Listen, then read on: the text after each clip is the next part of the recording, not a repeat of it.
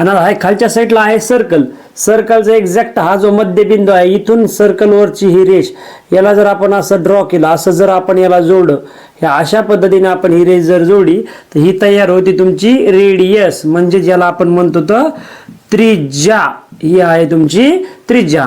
आणि आता हा जो सेंटर आहे याला आणि ह्या वरच्या रेषेला, याला जर आपण असं एक्झॅक्ट जोडलं, बघा मित्रांनो, हे पहा, याला जर आपण एकदम सरळ जोडलं, सरळ आहे ते, आपण जर याला सरळ जोडलं तर ही होती तुमची उंची, याला म्हणतात हाईट. हाईट म्हणजे उंची. आणि ही जी साईडची आहे मित्रांनो, ही साईडची, याला म्हणायचं यल. यलचा अर्थ काय होतो, ही साईडची जी आहे ही आहे यल. यलचा अर्थ होतो तिरकस उंची. लक्ष द्या, यलचा अर्थ होतो तिरकस उंची. तर अशा पद्धतीने आपली शंकूची आकृती आहे. तर शंकू ही आकृती आपल्याला काढता आली पाहिजे. ही जी आहे ही याला म्हणतात त्रिज्या. ही त्रिज्यापासून एक्झॅक्ट वरच्या टोकापर्यंत जे समांतर अंतर याला म्हणायचं त्याची उंची, आणि तिरकस अंतर जे आहे याला काय म्हणायचं, त्याची लेंथ, म्हणजे याला एल नोट करायचं. तर अशा पद्धतीने ही आकृती आहे. आणि आता याचे 3 फॉर्म्युले खूप महत्त्वाचे असतात, जे की परीक्षेवर याच्यात आधारित प्रश्न विचारले जातात. एक तुम्हाला तिरकस उंची विचारताल, किंवा दुसरी गोष्ट तुम्हाला त्याचा कर्व सरफेस एरिया विचारतात, म्हणजे वक्र पृष्ठफळ विचारतील, किंवा एकूण घनफळ विचारतील, ठीक आहे, किंवा या वर्तुळाचं क्षेत्रफळ विचारतील. तर आपल्याला जर तिरकस उंची विचारलं आपण, तिरकस उंची जर विचारली, तिथून पोहोचतो, इथून इथपर्यंत हा जो आहे हा आहे 90 अँगल. हा तयार झाला किती, कोण, कोणता कोण तयार झाला, 90 अंशाचा कोण तयार झाला, म्हणजे तो झाला काटकोन. आणि काटकोन त्रिकोण जर असेल तर इथं जर आपण नाव दिलं याला ABC, हा ट्रायंगल तयार झाला ABC. मग ट्रायंगल ABC जर आपण घेतला, ट्रायंगल ABC, आणि त्यामध्ये B जो आहे तो आहे कोण B = 90 degree. According to the Pythagoras प्रमेय, पायथागोरसच्या सिद्धांतानुसार कर्णाचा वर्ग म्हणजे या बाजूचा वर्ग, कोणाचा, ECचा वर्ग हा इतर 2 बाजूच्या वर्गाच्या बेरीज एवढा असतो. म्हणजे EBचा वर्ग प्लस BCचा वर्ग. कशावरून, पायथागोरसचा प्रमेय, ठीक आहे, पायथागोरसच्या प्रमेयावरून घेतला आपण. मग ECचा वर्ग म्हणजे कोणाचा वर्ग, Lचा वर्ग. EBचा वर्ग म्हणजे कोणाचा, Hचा वर्ग. आणि BCचा वर्ग म्हणजे कोणाचा, Rचा वर्ग. मग आपण जर दोन्ही बाजूचा वर्गमूळ घेतलं, दोन्ही बाजूंचे वर्गमूळ घेतलं तर आपल्याला काय भेटेल, L बरोबर वर्गमुळात Hचा वर्ग अधिक Rचा वर्ग. हे होईल तुमचं तिरकस उंची.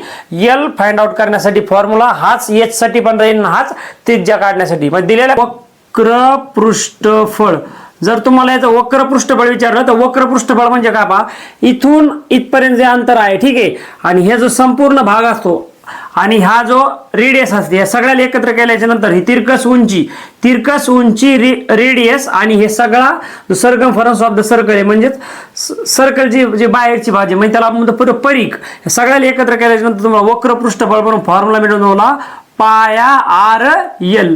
हे तुमचं वक्र पृष्ठफळाचा फॉर्म्युला असेल. त्याच्या पुढचा फॉर्म्युला मित्र, आता वक्र पृष्ठफळ म्हणजे काय, हा जो शंकू आहे मित्रांनो, हा जो शंकू आहे, शंकूच्या एक्झॅक्ट ह्या आतल्या याच पृष्ठफळ घेतलं, याला म्हणायचं आपण वक्र पृष्ठफळ. हे खालचा या सर्कल आपण घेतला नाही. आता जर आपल्याला एकूण पृष्ठफळ विचारलं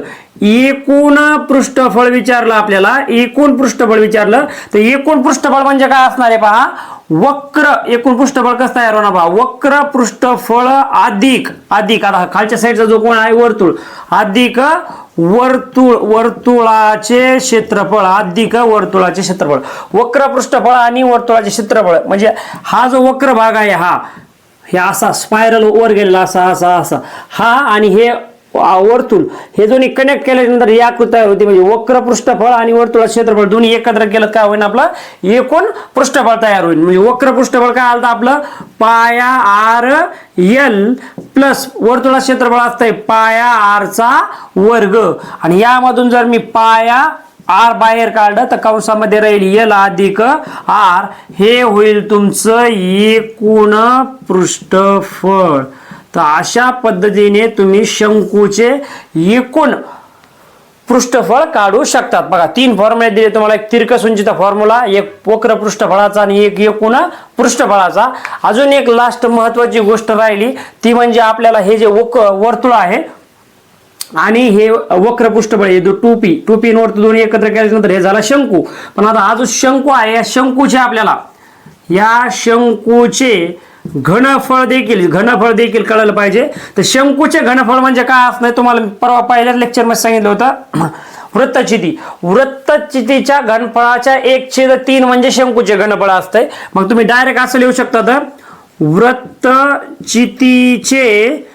वृत्तचितीचे घनफळ भागिले 3 म्हणजेच तुमचं होईल शंकूचे घनफळ.